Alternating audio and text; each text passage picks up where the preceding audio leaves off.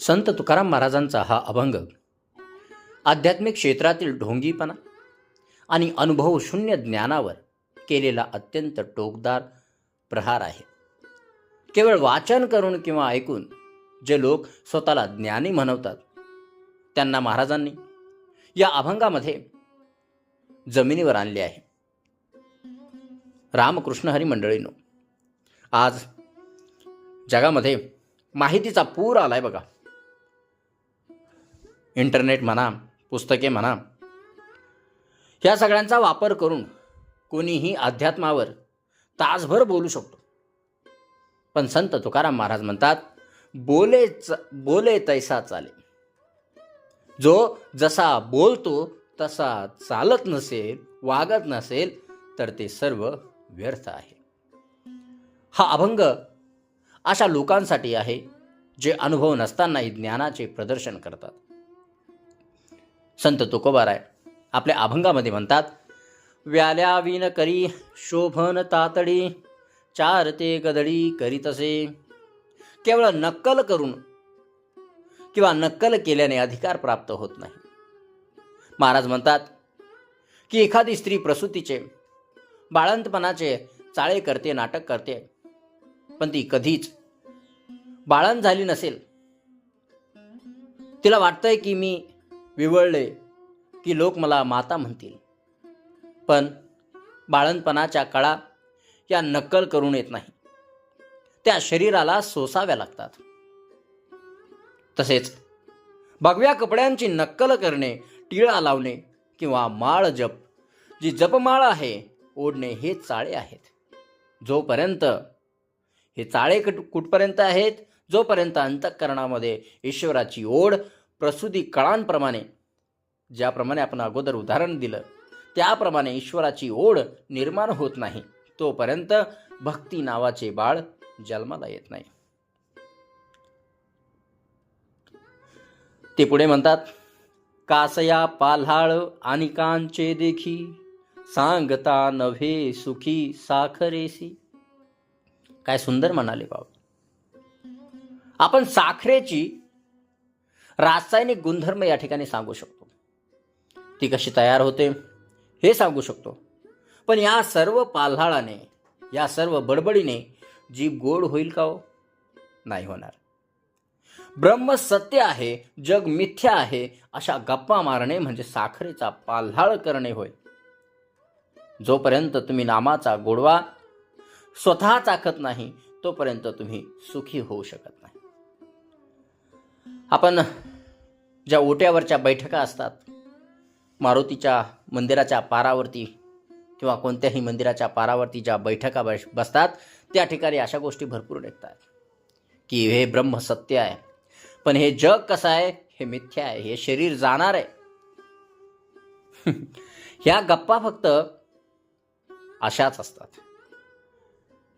परत त्यांना खरंच ज्ञान प्राप्त झालेलं असतं का?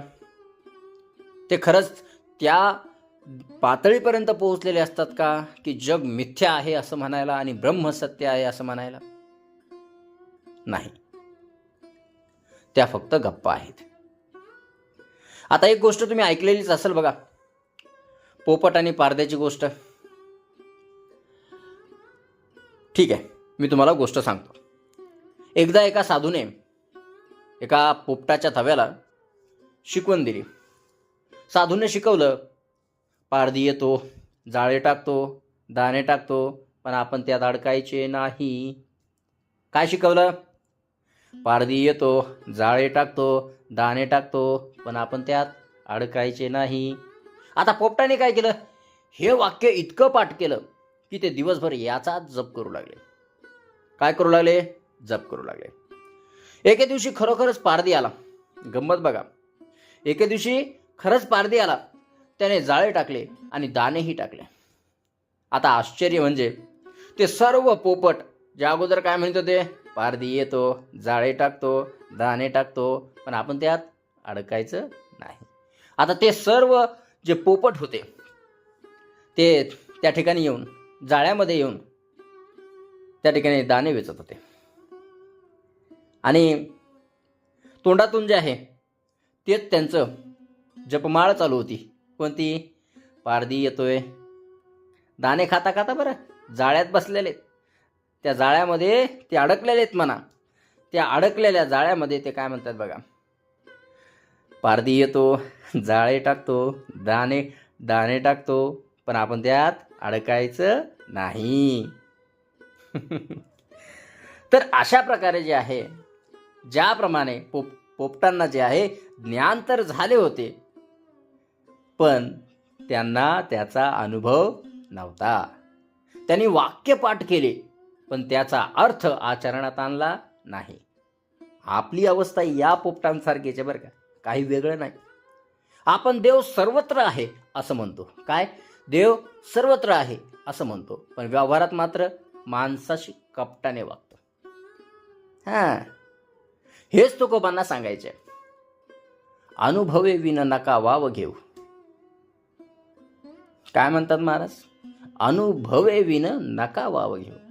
हा जो वाव आणलाय ना तुम्ही, अहंकार आणलाय ना, तो घेऊ नका. पुढे बघा काय म्हणतात तुकोबाराय. कुंथाच्या ढेकरे न देवेल पुष्टी, रूप दावी कष्टी मळीन वरी. कुंथाच्या ढेकरे न देवेल पुष्टी. समजा एखाद्याने काहीच खाल्ले नाही आणि तो लोकांसमोर जोराने ढेकर देतोय, काय होईल? लोक म्हणतील का पोट भरलंय? पण त्याच्या शरीराला तर काहीच मिळालेलं नाही. बरं जाऊ द्या, लोक एक वेळेस म्हणतील तुम्हाला की तुमचं पोट भरलं वाटतं, वा वा वा वा, मस्त जेवण झालं वाटतं, आता जेवण झालंय, वा वा, चांगलंय चांगलंय, ढेकर आला तुम्हाला. पण मला सांगा, आता त्याच्या शरीराला तर काहीच मिळालं नाही. त्याचं काय? त्याचा चेहरा निस्तेज आणि कष्टी दिसेल. जो माणूस केवळ दिखावा करतो, त्याच्या चेहऱ्यावर आत्मिक शांती जी आहे, आंतरिक शांती आपण ज्याला म्हणतो, ती कधीच दिसत नाही. तो सतत स्वतःच्या प्रसिद्धीसाठी आणि प्रतिष्ठेसाठी अस्वस्थ असतो, कष्टी असतो. त्यामुळे पुढे तुकाराम महाराज म्हणतात, तुका म्हणे अरे वाचाळ हो ऐका. तुका म्हणे अरे वाचाळ हो ऐका, अनुभवे विन नका वाव घेऊ. तुकाराम महाराज शेवटी स्पष्ट आणि कठोर शब्दात बजावतात, हे वाचाळांनो, अरे नुसत्या बडबड्या, नुसत्या हे का नका मारू रे, नुसत्या बडबड करू नका. तर नीट ऐका, जोपर्यंत तुम्हाला स्वतःला देवाचा किंवा सत्याचा अनुभव येत नाही, तोपर्यंत स्वतःला मोठे सिद्ध पुरुष म्हणून घेण्याचा खोटा जो वाव आणलेला आहे, गर्वाचा आव आणलेला आहे, तो या ठिकाणी आणू नका.